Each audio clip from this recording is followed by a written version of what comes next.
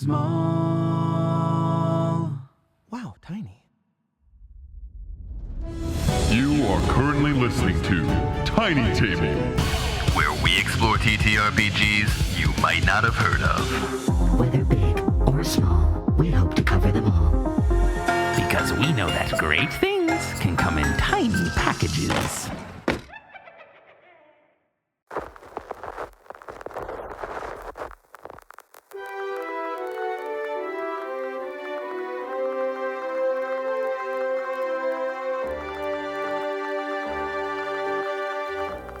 It is so hard, dear, to deny you. Is it the way you bat your eyes? Always I am chasing, my heart is ever racing, watching as you pass me by. Help me give you all my love.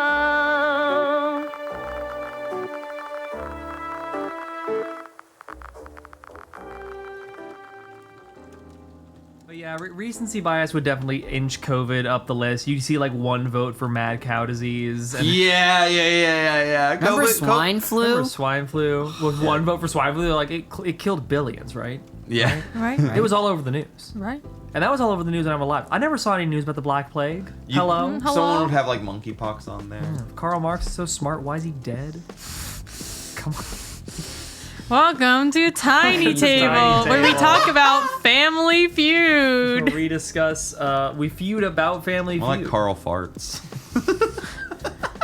He did at I'm least once. unplugging your mic. At least once. I had to at some point. Anyway, do the intro. Please. Welcome to Tiny Table, where no game is too small. Here at Tiny Table, our game always changes, but our lovely players stay the same. Introduce yourselves along with your favorite mobster or other organized crime characters, my intrepid investigators. Hi, I'm Holly, and I'm Marge Capote. Don't think too hard about it. And my favorite mafiosa is Bruno Bucciarati from Part 5 JoJo's Bizarre Adventure. Hey, yo. Mother. Giving mother. If all gangsters dressed like that, police would have an easier job. Yes. And the gang. with that, hi, I'm Skylar, and I'm going to play a rap food. Don't ask any questions. And my favorite mafioso, the best Don of all time, Don Pianta, baby, from Paper Mario, The Thousand Year Door, Chapter 3. He's got tickets to everywhere. You want to talk to the boss on the day of his daughter's wedding? Oh, you best watch yourself, or you're going to find yourself with a little Pianta punch. I made that up. That's not in the game. Anyway. And hi, I'm Neo, and I'm gonna be playing Barbara Doc Crosswell. And my favorite organized criminal character is the Duke of Detroit from Motor City, Disney XD's shortest-lived animated feature, who's voiced by Dee Snider. Oh, get inside the snide. And I have been, and will continue to be your keeper of arcane lore, Julian. And my favorite organized criminal character, like, I don't know, that freaking Godfather guy, he's all right. He's pretty well acted, that champ. But if I had to give for, like, just who gives me the most pure joy as an organized criminal character, it's got to be Goro Majima from the Yakuza series, because that man... He's everywhere. Everywhere. Also, I know that you're like the keeper of secrets. For some reason, I want to call you the Lady of Loci. Ooh. Welcome back to our delve into the adventure, the scenario, Genius Loci from the Doors to Darkness introductory module set for Call of Cthulhu. When we last left our intrepid adventurers, our investigators have arrived in the small town of Danvers, Massachusetts, following up on a strange pair of letters of, at least one of them of questionable provenance, from cousin Larry Crosswell. The three of you, one of you, the cousin of Monsieur Crosswell, have entered the town of Danvers to investigate the Danvers State Hospital, an institution into which Larry has, seemingly, according to his letters, entered willingly, but now is not being permitted to depart. You have just taken refuge overnight in the home of one Douglas Riley, the better known to one among you as Dog Meat. That's my boy. And after a low-key night of our mafioso queens sleeping together on a queen bed while rat food falls her way off the couch, I somehow end up in the kitchen. it's a lot of rolling. It's a lot of rolling. I'm restless.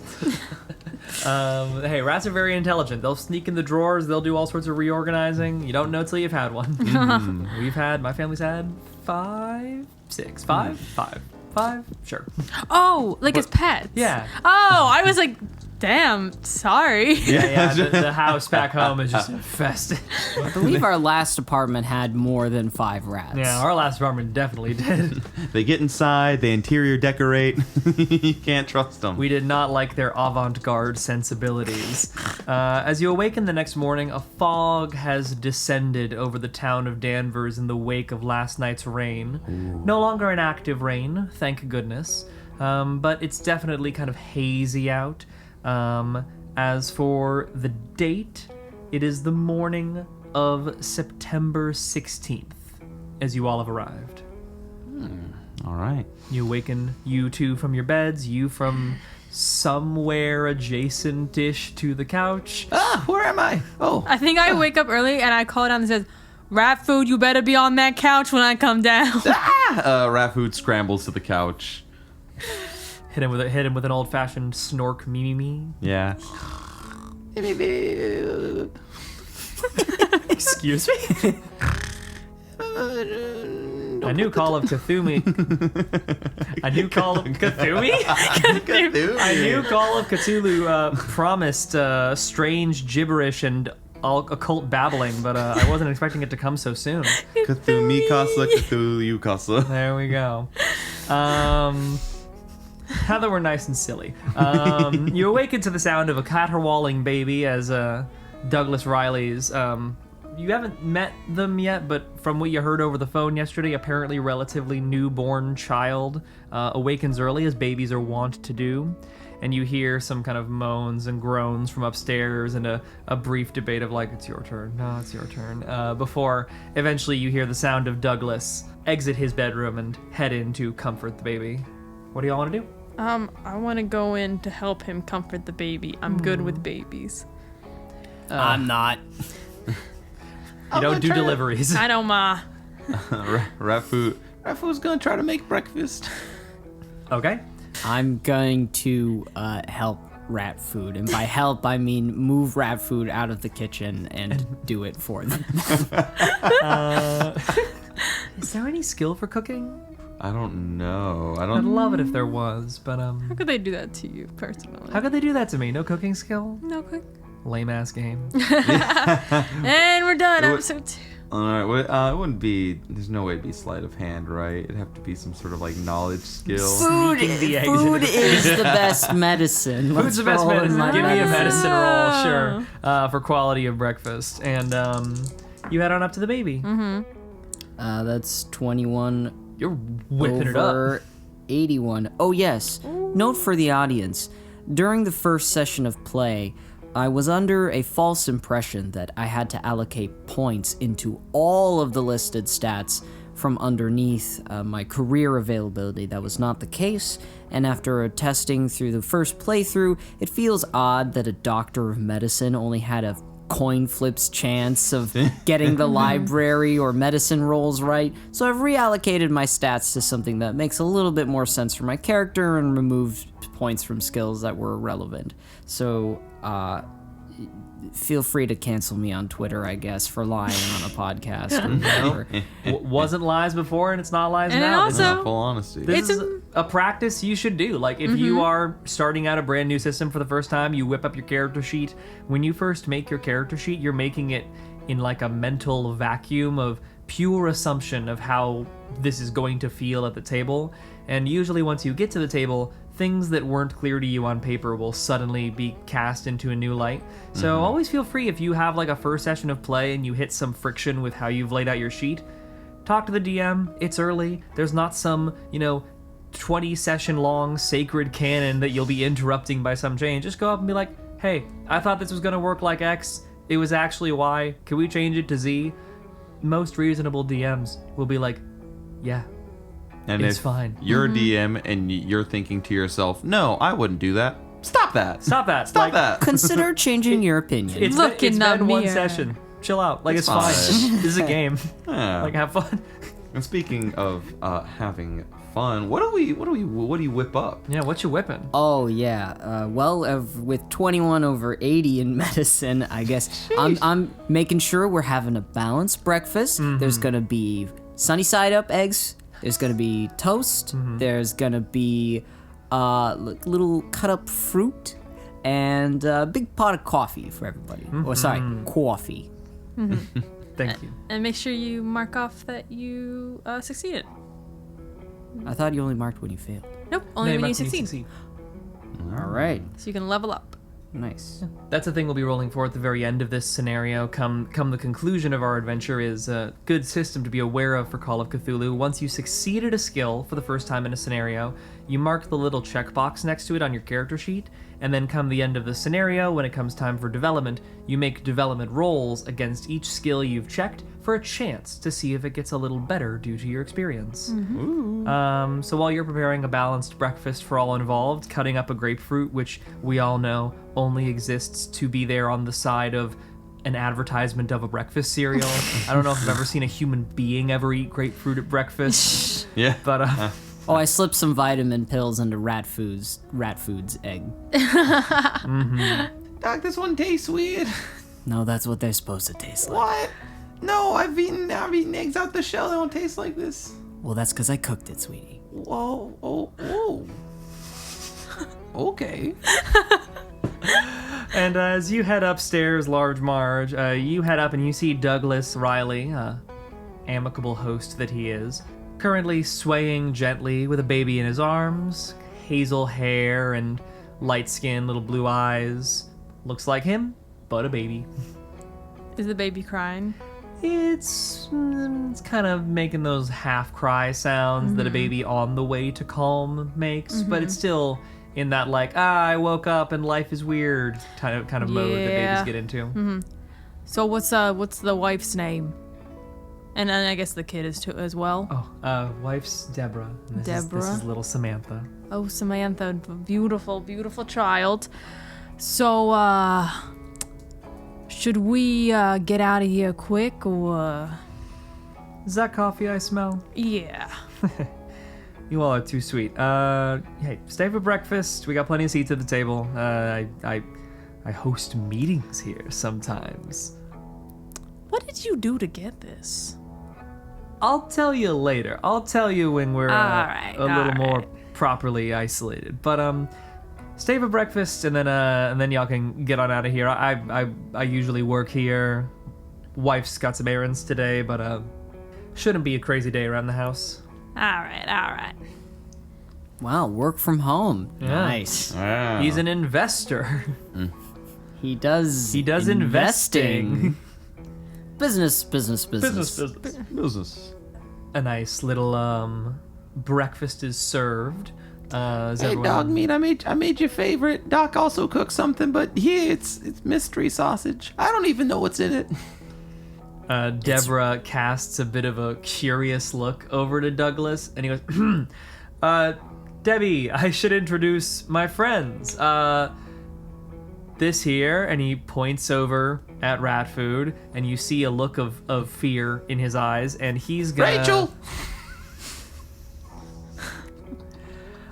Give me a fast talk roll to see how well you sell this as a normal human interaction. This is my friend Rat. Rachel. I put nothing into fast talk. I have a 5. Yeah, that's a 49. There's no saving it.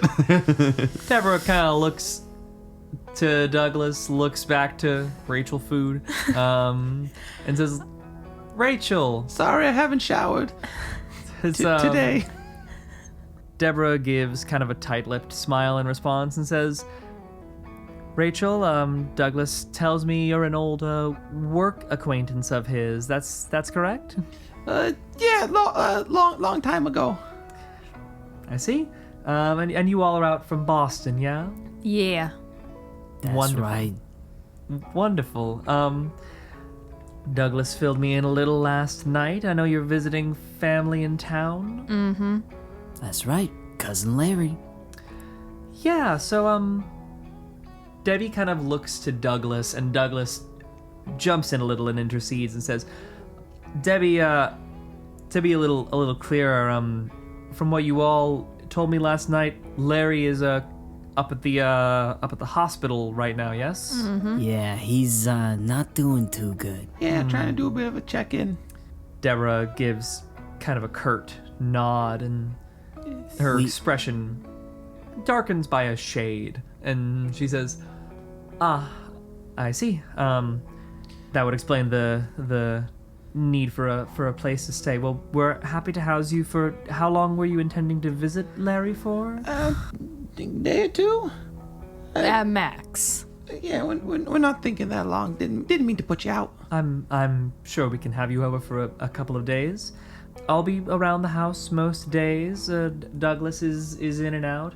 To get to the hospital, it's going to be just up the road. You have a car, yes? Mm-hmm. Wonderful.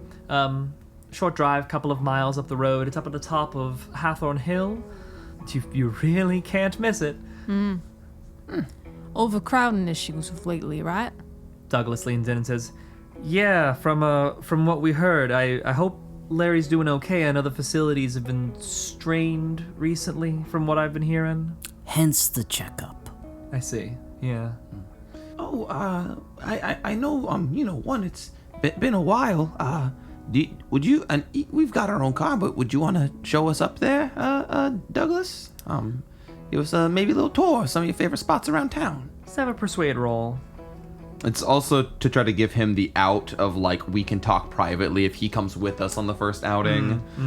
Shit, I gotta stop talking to Rat Food. I have no... Nah, this is great. I have no... Alright, here we go.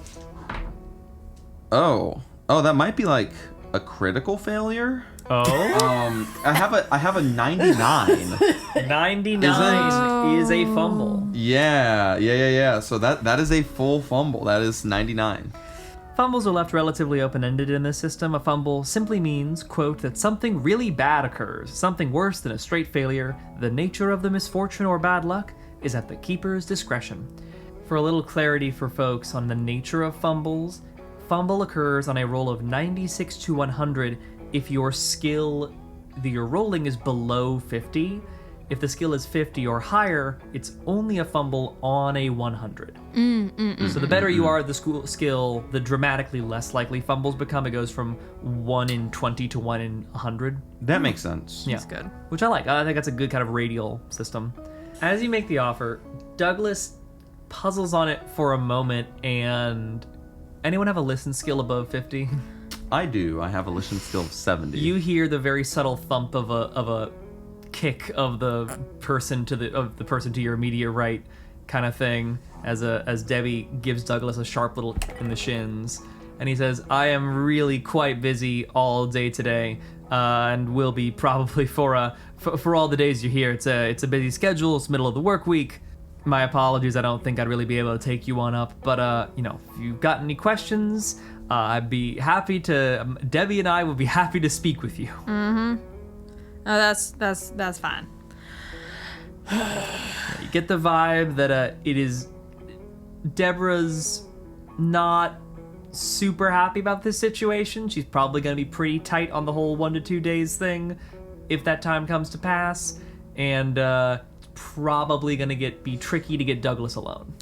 Rat Food, you just feel my gaze upon you. I say nothing.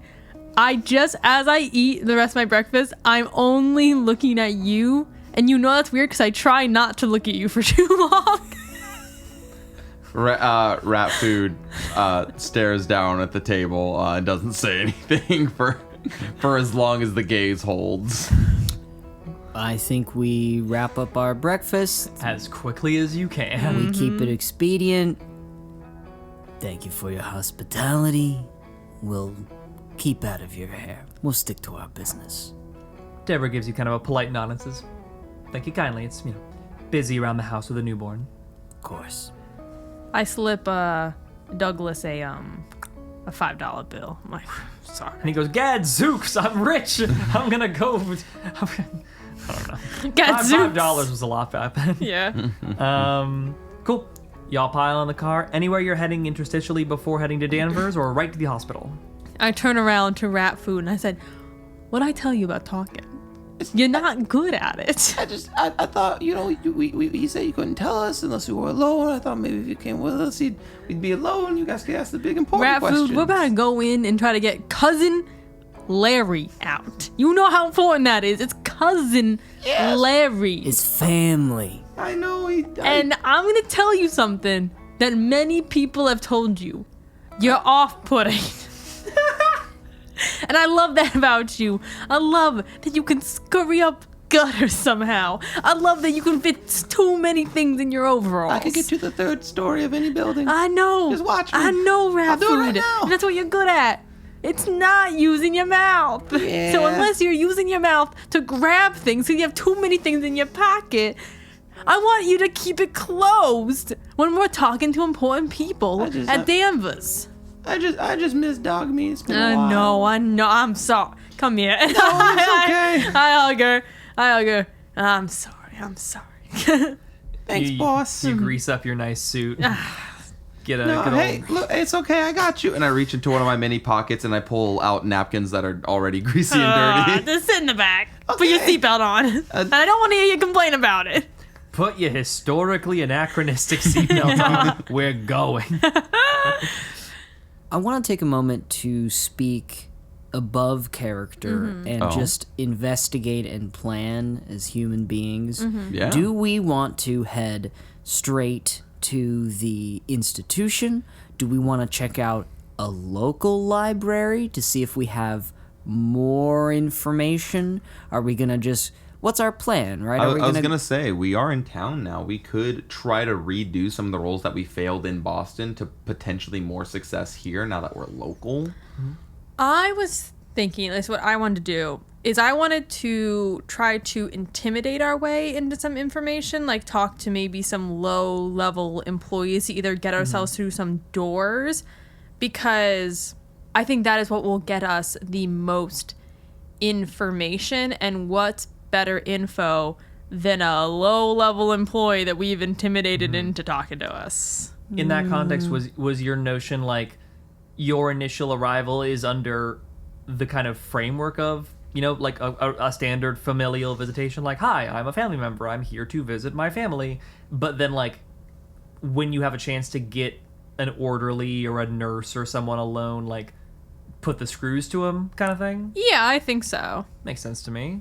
Regardless of the plan, regardless if we want to go around town, gather some more information, or go directly in, I think that it could be advantageous to maybe have Rat Food do just like a perimeter sweep. For all the bad at talking I am, Rat Food is really fucking silent and really good at breaking into places and climbing around shit. So like I could like climb up the building, look through windows and like not be seen and start to get us, us the characters, like a more substantial blueprint of what this place looks like, while you guys do what you guys are good at as well. We can do a small split up. We definitely need to case the joint. That is no question about Maybe that. getting Rat Food out of the conversational side of things is perhaps advantageous. I don't know what's influencing me to say that.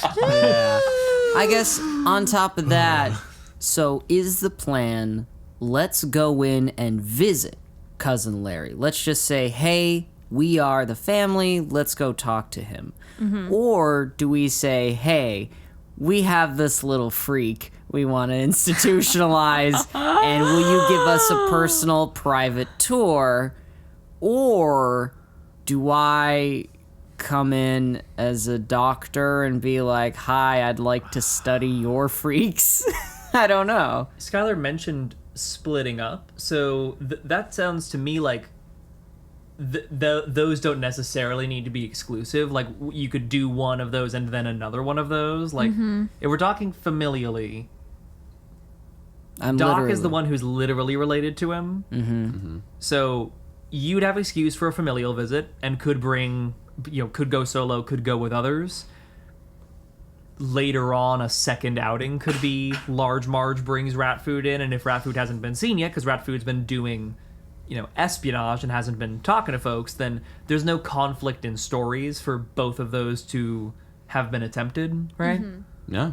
I think my only concern is that if I out myself as a family member of Larry, then I can't later come in and be like, hi, I'm a doctor that would like to work here or something like that. True, yeah. Yours is the most kind of committal on opening as to whether or not you reveal the family connection at all. I mean, the two options we could do then is either we could say that Large Marge is the one related to Larry because Large Marge has the best talking, and you could just pivot them into that role, or alternatively, if we don't want to relate that it's to Larry, I could do my espionage first, maybe try to grok a name of a different patient, and then that could get us they don't know we're here about Larry. They think we're here on some other business, and maybe that conceals our, mode of operation here a little bit. I like the first one because I'm good at lying, and we've already established that we kind of look similar. So both are True. Italian Americans. It's not a super hard sell that one of us is Capote and one of us is a Croswell. That's not too crazy of a jump. What are y'all's respective appearance scores, the two of you? 80. 35. I will say that if you wouldn't be able to just swap photo IDs and have that sell. So if they ask for an ID, literally just giving Large Marge Doc's ID and vice versa probably wouldn't be enough to sell it. If they ask for documentation, they might not. That you don't know yet. Could I attempt a forgery roll? That's entirely possible. Forging papers for Marge to be you. Yeah. Yeah. Ooh. Sounds reasonable to me. Yes! That's 27 over 45. Ooh, give that a little check mark. Okay, yeah. Check that on. You do a reallocation, swapping the photographs such that your license and her license are swapsied, and you've got Large Doc and Marge MD. And I'll put on a mask, like a medical mask, because they just had those because there was just a pandemic. Very true. And I'll help cover my giant facial scar. Yeah, and in a place apparently dealing with overpopulation, it's a thing a doctor would be, reasonably concerned about. All right, everybody, mask up. All right. Alrighty, so all three of you are wearing medical masks? Rat Food has a paper bag that they pull out of one of their pockets with eye slits that they put over their head because they're doing a different kind of espionage. They're not even going into the facility. If they're seen, it's Jover. They're running. It's paper bag man. Yeah. Rat Food, take that off. Just wear something normal, please. No, if anything, if they see me, they're gonna think that I'm maybe one of these guys who got out. I think this is a perfect disguise. That'll give them all the more reason to run after you. Just be yourself, okay? Wait, I'm going in too? Not to talk to them. You're gonna sneak around and case the joint. Yeah, that's why I got this. Just wear a hat. Fine. I do think Skylar's reasoning is reasonably sound, right? If she's caught either way. All right. If she isn't caught, it's a difference of whether or not they've seen her face. All right, okay, no yucking your yums. All right, you wear the stuff. Rare moment where putting a paper bag over your head is actually an okay idea tactically. Whatever makes her happy. Yeah, boss. I'm gonna get him. Alrighty, so to make sure top level I'm aware of the plan. First thing that's happening is Rat Food is doing an external casing of the joint. And we've got the paperwork ready such that Large Marge can position herself as Doc, coming in with concerns of, I've got a family member in need, I want to visit my cousin Larry. And then we've got Doc set up with different papers, but set up with, also just her own credentials as a doctor to come in posing as a concerned member of the medical community.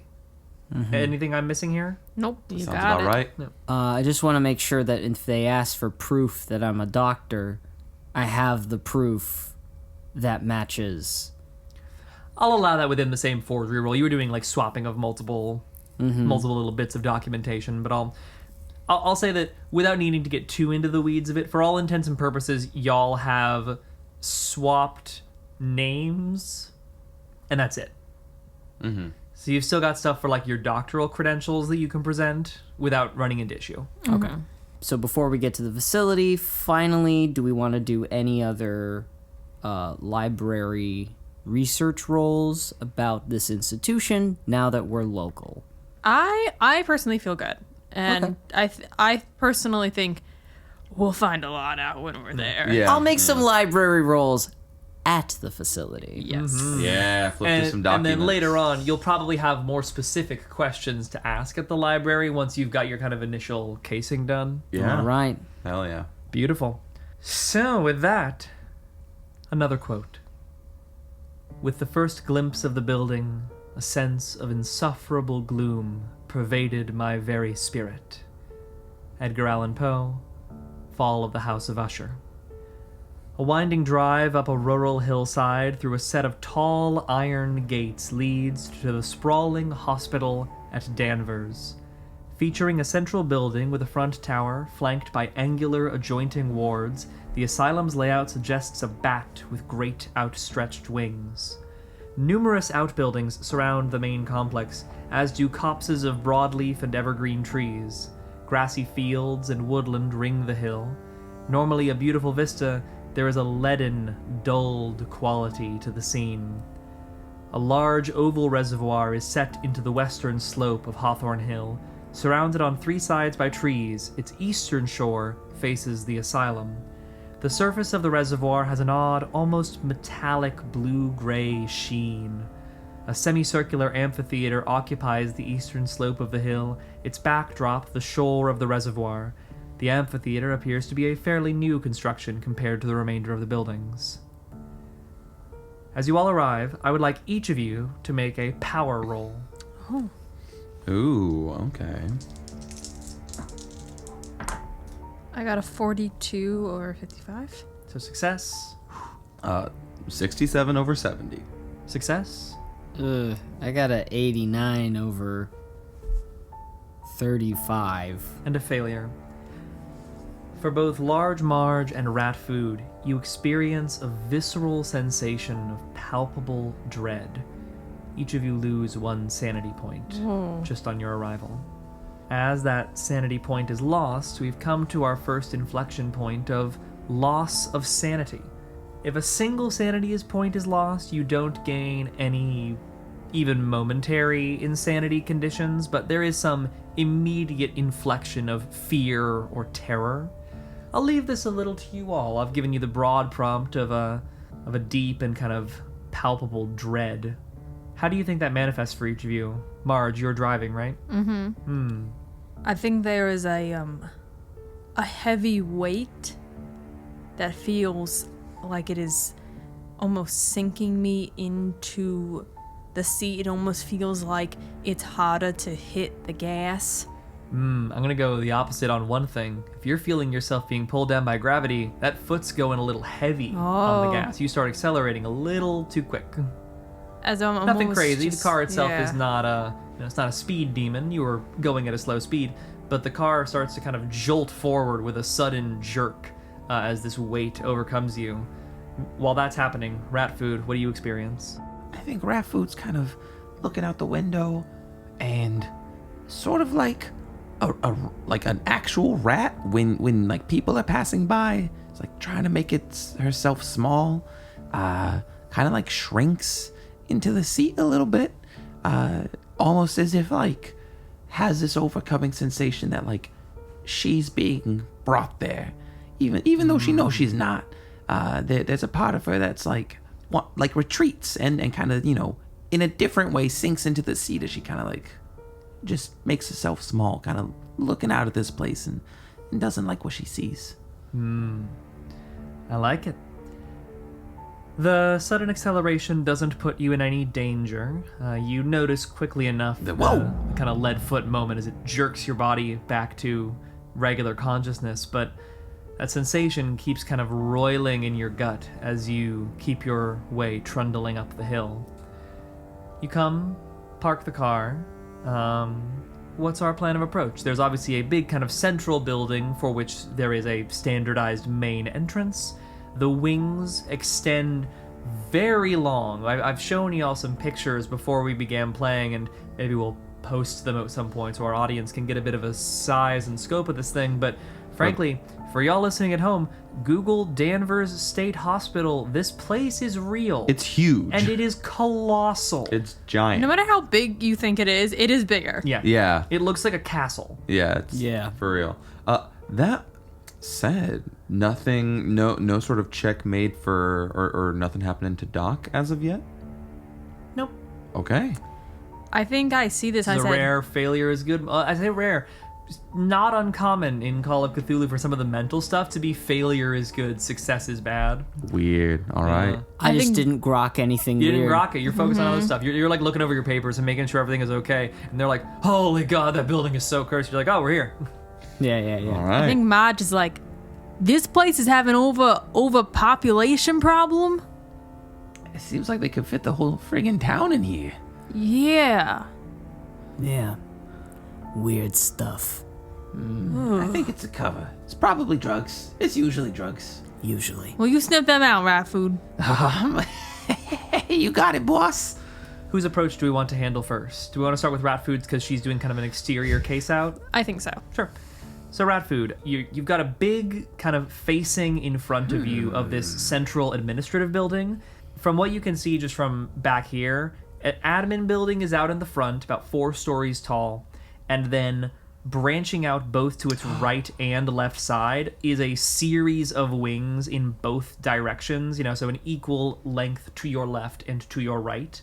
You can't see them from here, but you assume, just based on the structure, there are probably subsidiary buildings behind the wings, currently blocked from your view. Okay. I'd like to make one small change now that we're getting into me being able to picture this moment of what Rat Food's gonna do. I think instead of a plastic bag, since I hope it's not a plastic bag, or you'll not die. Also, plastic is just being invented right around this time. Wow. Yes. Instead of a paper bag, I think what Rat Food actually puts, uses to hide their face is because I described them as having, construction, tan leather overalls and, construction gear. I think she has a welding mask.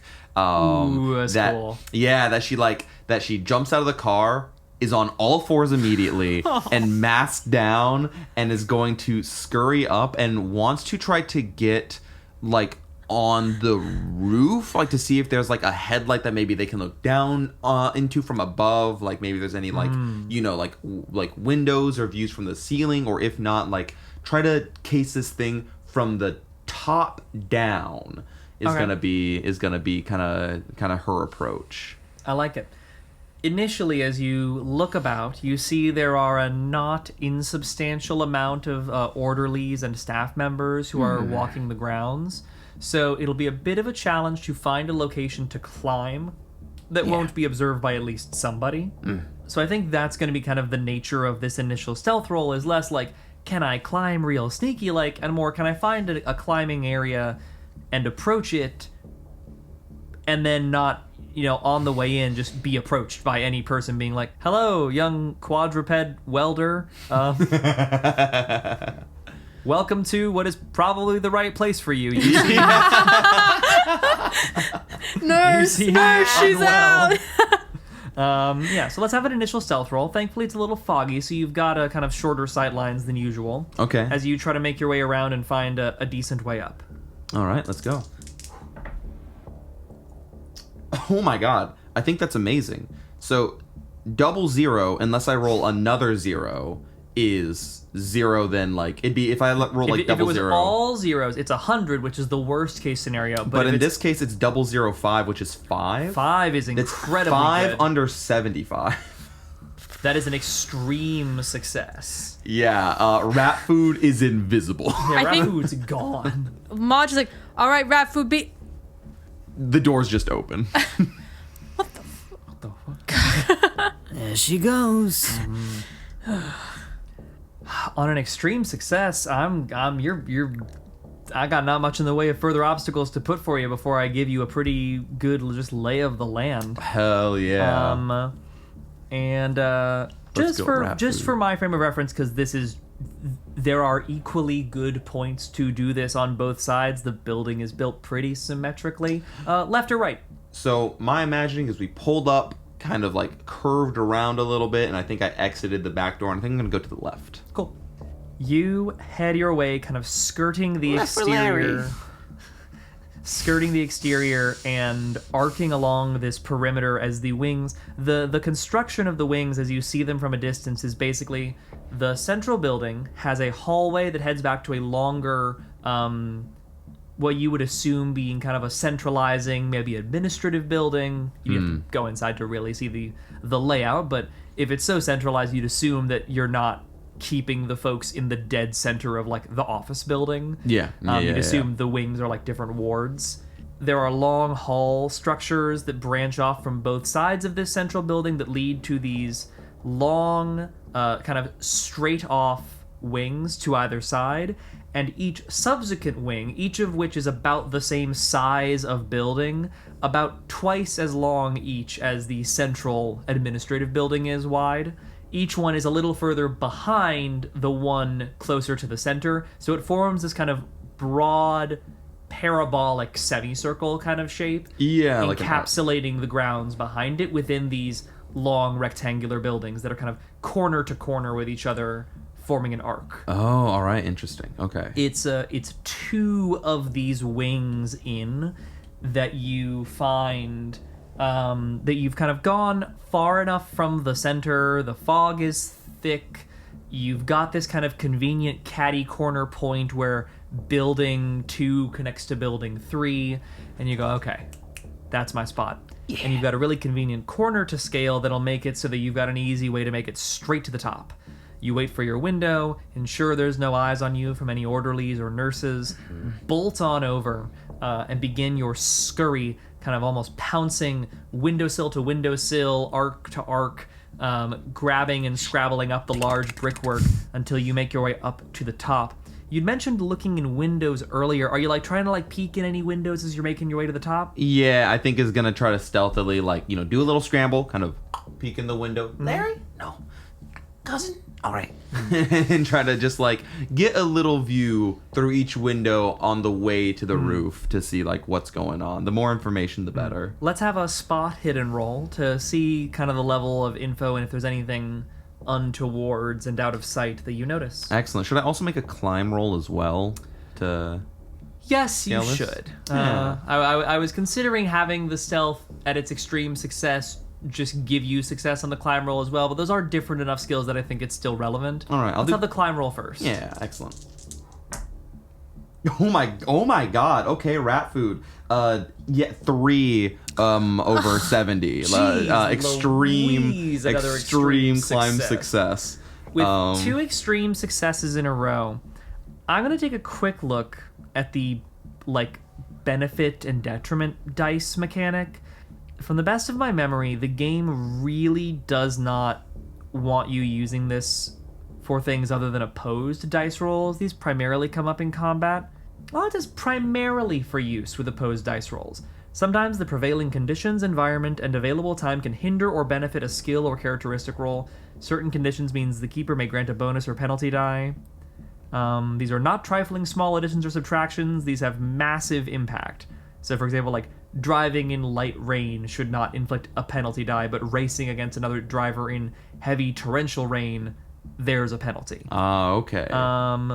And the reason is the level of impact here is huge. It's basically advantage, disadvantage as we recall it from... On your tens die, right? And it's on the tens die. So bonus die would be you take the lower of the two tens die results, which, huge in this system. In most cases, the keeper would boost or penalize a roll with a single bonus die or penalty die, but where conditions are highly advantageous or dire, a second bonus die or penalty could be applied, and then one each, cancels each other out. Okay. I'm going to say with 2 extreme successes in a row, I am going to grant a bonus die on your spot hidden roll here. Okay, I will Ratty. gladly take it. Let's go, Rachel. That feels like a reasonable... Rachel. I love Friends.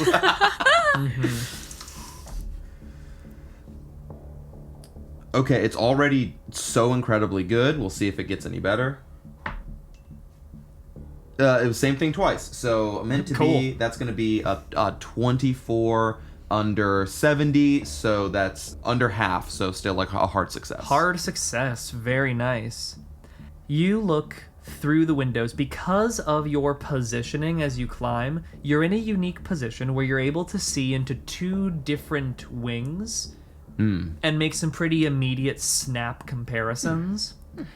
An immediate thing that catches your eye as you are peering in the windows as you scale up the floors. Number 1, the condition within both wings seems to worsen the higher you go. And the condition of the wing further from the center, the wing that is like deeper in towards the edge of the semicircle, is markedly worse than the conditions you're seeing in the building closer to the interior. So the higher up and further out you go, the more it sucks. Yeah. And I'm talking like, you're going from seeing like rooms that have, maybe on the interior building, these bad conditions are things like, I don't know about keeping that many beds so close together in the same room, to like the next building over is like, those folks don't have beds. Whoa. Like level of jump in badness of quality. Oh, okay. So like it's extreme. Yeah. So even just from one building to the next, you're seeing this pretty dramatic increase in the level of like degraded quality of life for the inmates. Whoa. I say inmates like it is a prison, which, given our setup here, we're getting more and more of that vibe. But these are patients. These are people who are supposed to be being treated for their illness and for their issues. And this is, especially on the one that's further on the edge, you're seeing some real, like, squalor conditions. Yes, it's like life before I met Boss. This is... I hope Cousin Larry's not one of these. You've been given a description of Cousin Larry from Doc. No one you immediately see on the interior seems to match his description. For frame of reference... The given adventure structure and dramatic tension... Cousin Larry's probably like all the way at the top floor at the very end of one of these. He's probably in like the worst off possible one. After he sent that letter, yeah, he is. Yeah.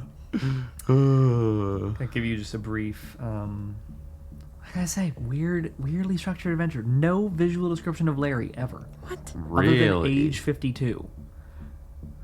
Sure. Looks like all right, 52-year-old 52-year-old Italian man. American. So you've had described to you a basic description of Larry. You're expecting a 52-year-old Italian American guy. He's got dark hair. He's got kind of olive skin.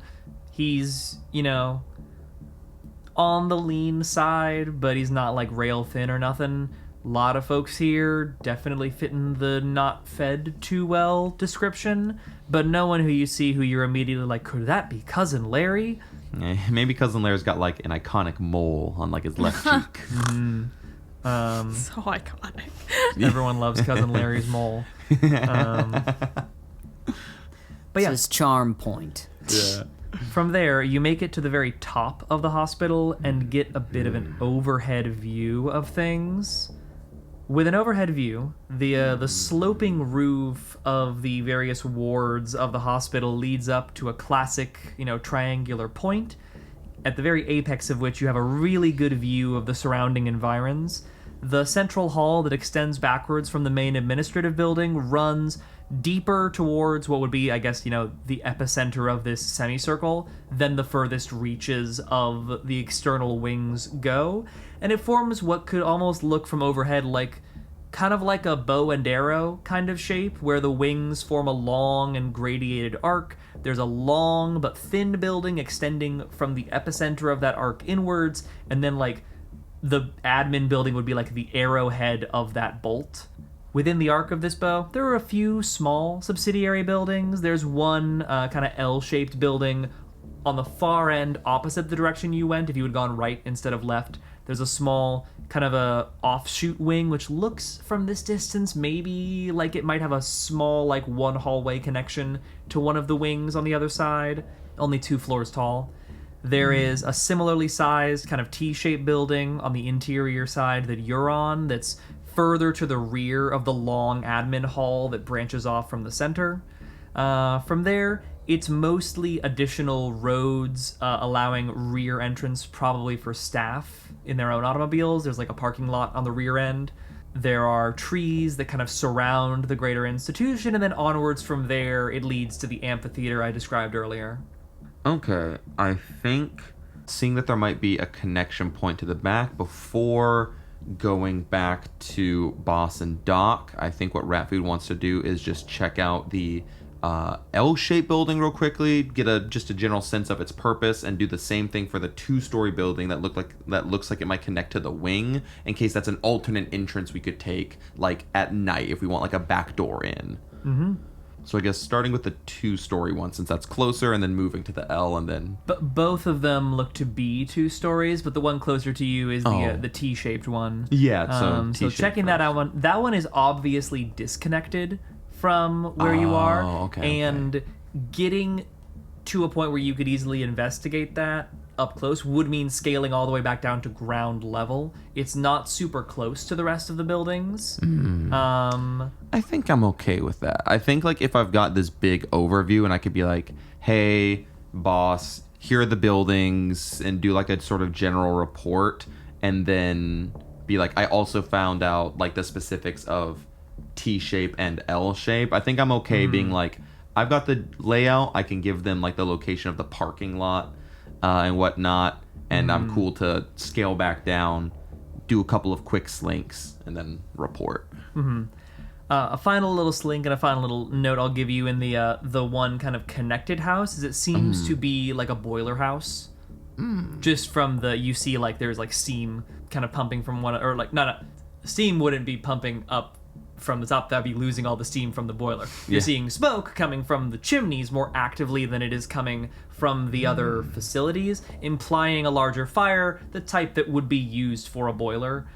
If we need to go loud, nowhere to go.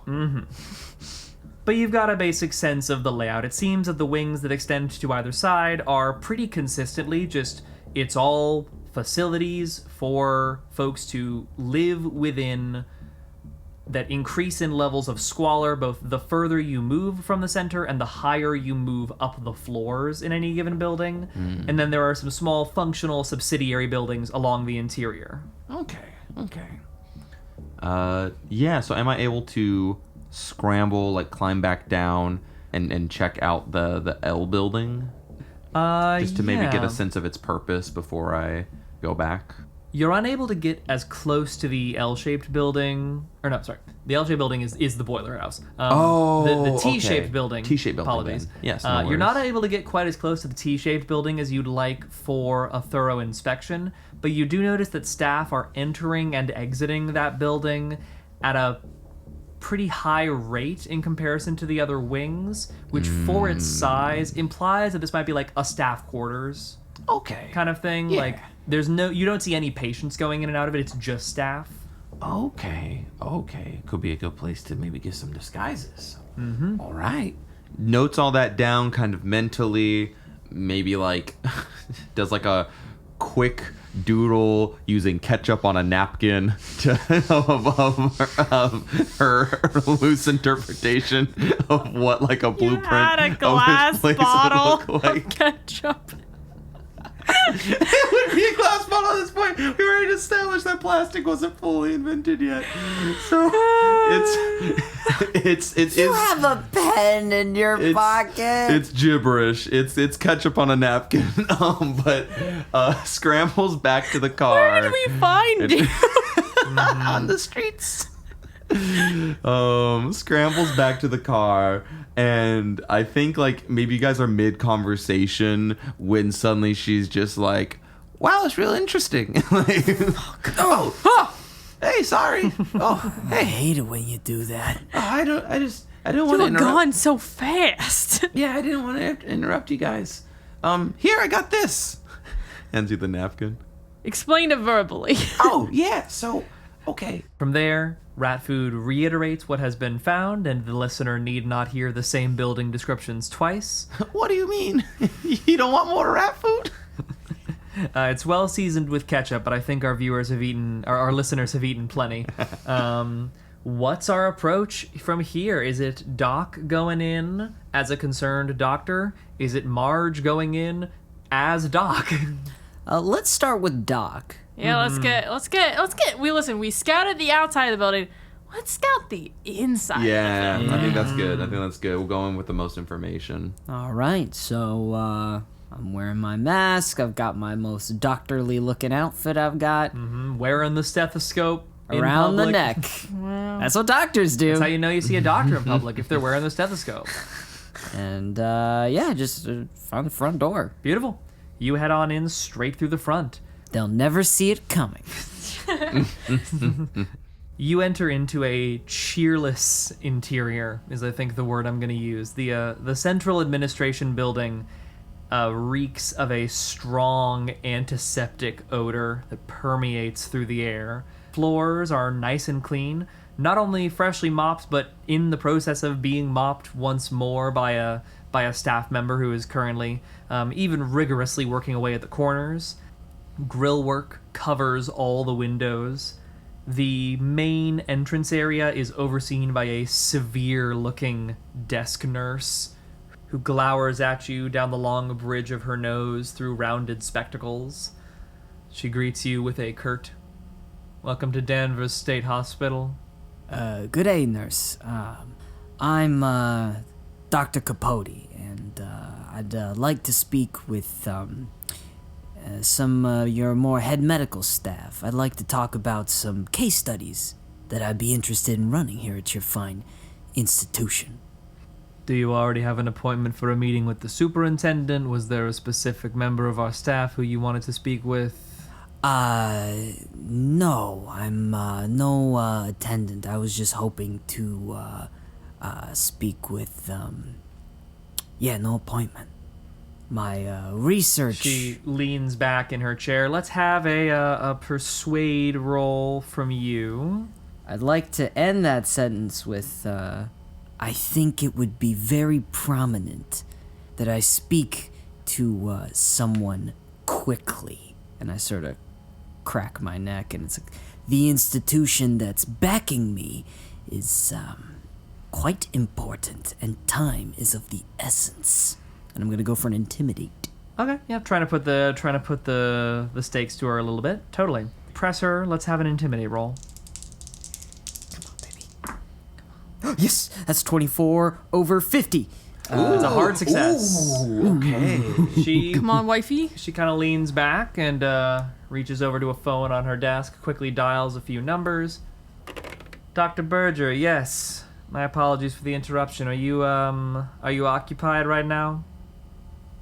Yes, there is a doctor. Apologies one more time. Dr. Capote. Dr. Capote to see you, hailing from I didn't catch your Boston University. We got a representative from BU here to see you, sir. Yes, very good. I'll send her around. She hangs up the phone and kind of gives you a brusque but not impolite guidance directly to his office. The route to the office is a little circuitous. You have to head behind her desk and down the kind of long hall of the main entranceway before pivoting right into a kind of a rear flanking room, a larger, just kind of general business office with a few different desks set up, a few employees in various level of suits. One of them also wearing kind of like a nurse's smock currently, working on various bits of administration paperwork. Another right turn heading back towards the front of the facility. You've made kind of a U-E at this point. You cut through another similar office that has a little exit off to your left side as you go, of a stairway heading upwards, which, to the best of your ability to grok from the outside, would lead up this one of the kind of spire-like towers that highlight the main admin building. There are these big spires up on the front. A few of them seem to be scalable and not just purely decoration. And then leading you up to what would be, by your surmising, the front corner of the building, so looking out kind of over the hill and off over Danvers itself, you enter into a large, lovely-looking office that is framed with numerous diplomas and certificates. It sports a large central desk, several overburdened file cabinets, and a large and curious painting of St. George and the Dragon. Curious in as much as the dragon is mauling St. George to death, and St. George's horse is like eviscerated in the corner. It's not how you remember it being told, but Massachusetts. I never got this fine art stuff anyway. Sitting and standing from his chair, you see a kind of stern-looking man in his late 30s, dressed in a white lab coat, sporting an officious-looking clipboard. He approaches you and says, "Apologies for the state of my office. I wasn't expecting any visitors today. My name is Berger, Dr. James Berger. You are?" Dr. Capote. Very lovely to meet you, Dr. Berger. Shakes your hand. Firm handshake. Let's have an intimidate roll. And this is our first opposed roll. I realize I should have done this with a nurse, but I neglected to do so, but it would have succeeded even with a hard either way. Let's take a little look. Yep, this will be a standard intimidate roll. Okay. 38 over 50. It's a firm grip. He's gripping firm back, but you can see that moment of like, oh, as the kind of flash in his eyes as a large woman looms over him and gives him a bit of the old knuckle crush. So, teach him different how to be you. Dr. Berger, I'm coming to you from Boston Medical University with an interesting proposition, one that you might potentially not want to refuse. I've recently come into a large grant from the university for a case study that I'm sort of running right now. I'm looking to study the interlinking between the psychological and the physiological, and I figured your large cachet of psychologically impaired would provide for a interesting and large sort of, what we call it, maybe test audience. Sample size is critical. What's the nature of the study? Well, we're sort of looking at how the psychological effects on the muscular skeletal structure is related to each other. So I have a running theory that the craziness in the brain affects the craziness in the body, and perhaps maladies of the brain and the body are not so different. So I would actually just be doing a lot of health surveying in comparison to brain surveying. And now I know you do the old lobotomy treatments here, is that correct? When necessary. It's a bit of a grisly practice, so it's only needed when there is no other option. Of course. I'd be interested in examining your patients with those procedures done with them as well. So the focus is specifically upon the lobotomized? Not necessarily. I would just like to have it as part of my data set. It's clear at this point he's kind of putting the screws to you a little in terms of your psychology, actually this would be psychoanalysis, right? Like this is where we're getting into the weeds of, you're talking to a fellow doctor here. We're talking about what the nature of this would be. You got to kind of sell him on this, so let's figure out what role that would be. I think we could do psychoanalysis, because that's what you're talking about. That's exactly what you're talking about. I was hoping to pivot it a little towards medicine to be like the effects. Your focus is more on the physiology and the biology. Right. and I'll be pulling from those who have undergone certain psychoanalytical treatments. I could see that read. Do you have biology as a specific skill?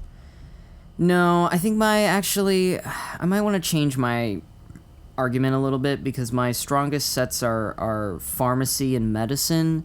So I was kind of... this could fall under medicine. I would call for biology specifically if you had it, but this game has plenty of points, even in this very module, where it refers to, modes of interaction that are covered by 3 or 4 different skills. Medicine feels entirely appropriate here. Yeah. Now that I think about it, I'm like, well, I would want to get close to Larry, and he's sort of in the anxiety department. So maybe you don't know which department he's in currently. Yeah, I don't know where they put him in the hole. The whole department. I'd like your most fucked up patients. Give me please. asking for lobotomies is a good start. Like that's Yeah, that's true. But I want to get closer to Larry, so I'd like to have a roll now, I think, because I want to have a shape for how the conversation continues. I don't want you to retcon what you've said. I want to see how things go from here. Okay. So let's have a medicine roll now and see how things start. This will be a hard medicine roll because his medicine stat is above 50. Okay. That's a 94. You'd have the opportunity to push the roll if you so want and attempt to reroll. Yeah. Pushing it seems Yeah, important. let's push it. How are you pushing it? Would you declare before you roll? I'm gonna rely more on my, we're gonna lean into my sort of pharmacy skills and mention things like wanting to see the effect of certain medications. Yeah. I want to see the effect of certain medications on the effects on the brain. Cool. Let's push it. Come on, Push it to the fuck me up limit. now. 36. 36. Okay. Wow. Okay. The pushing doctor. That's good, because the failure point for that on the push, my goal there would have been like, okay, so we've gone from you want my whole base to you want the lobotomies to now you want folks who've taken penicillin. I'm not hearing a plan here. But the push is successful. So let's hear a little about how you pivot it, and it seems he's going to be amenable to the conversation. Sure. So, basically, I'm trying to develop a new wonder drug, is my plan. To, take those who are filled with, high, intense emotions, fears, whatnots, and bring them down to a more soothed, sedated level. And even possibly to the point where it could be something they could take every day, and they could just go about being normal people, living normal lives, just, in a little more calm sense. Hence why I want your, everything from your high anxieties to your completely lobotomized. I want to see how this affects the brains pre and post at all levels. It all changes, really. Have you brought any samples of this drug? Yes, but not in my bag with me currently. Of course.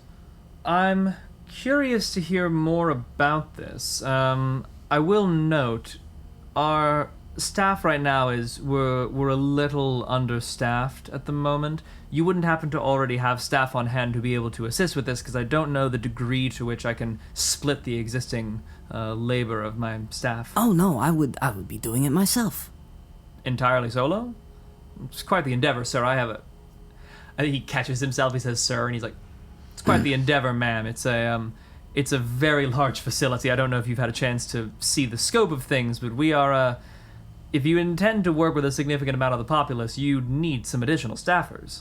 Oh, really? Well, I guess so. When I was driving up here, I just went to you because you were the biggest name. I noticed that you also have the biggest facility by quite some margin. We take a great pride in it, yes.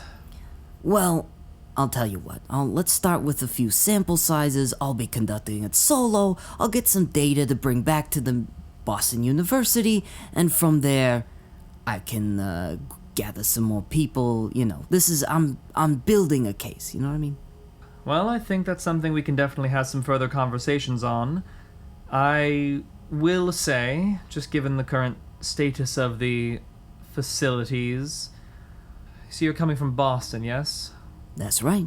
imagine it'd be a little inconvenient to be driving in and out each day with the scale of the work. I could put you up in our own staffing quarters if needs be.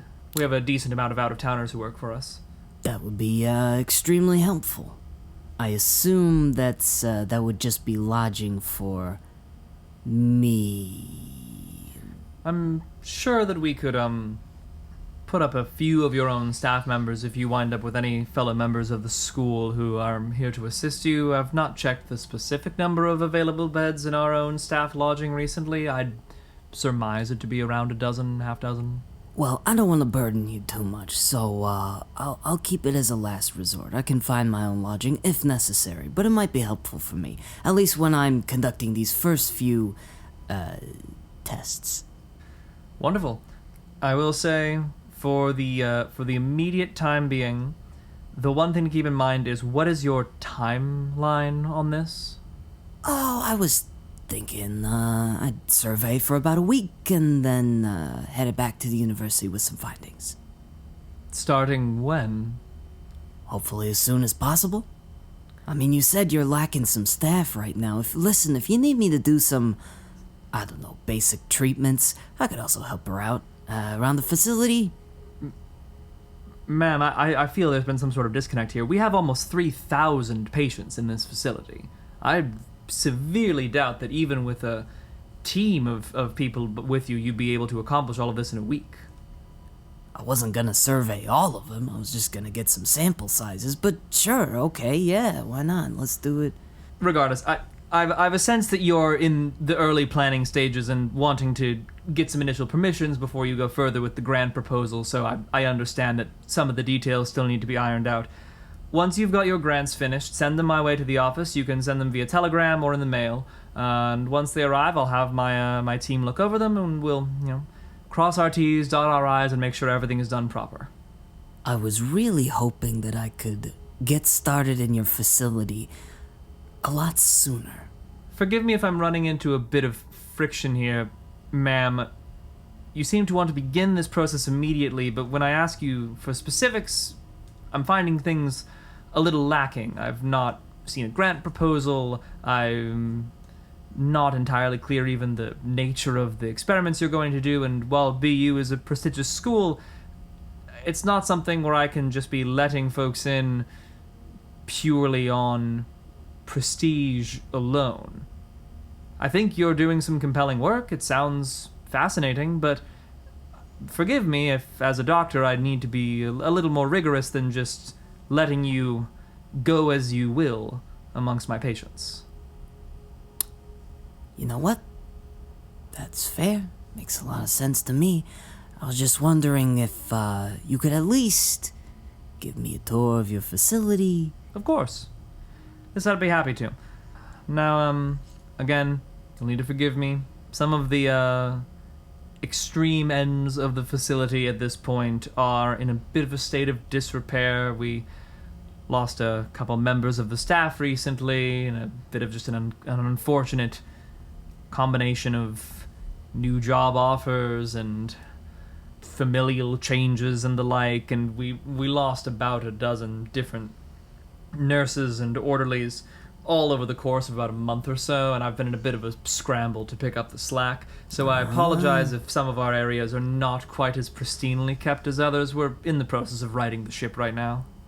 I mean, hey, if you need a little extra hands, I could lend my services, if you like. We'll discuss that more in depth once you've had a chance to tour, and we can get a bead on your interest. Very good. With that, I want to see if he would do the tour himself.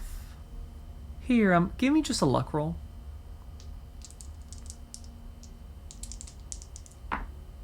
That's 26 over 50. Yep. Ooh. Nice. Yeah. He says, my schedule is open right now. I'd be happy to give you the tour myself. With that, Dr. Berger stands, grips his clipboard in hand, begins to make his way deeper into the central administrative building, and as he comes to a branching point in that initial hallway, he looks back to you and he says, "Pick your poison for the start of our tour." north or south? And he gestures his head in both directions. North. North it is. Dr. Berger turns to his left, begins to proceed down the wings, the same direction explored on the rooftops by one rat food a few moments earlier. Perfect. So now, a little more of a granular internal exploration of what exactly awaits within Danvers State Hospital.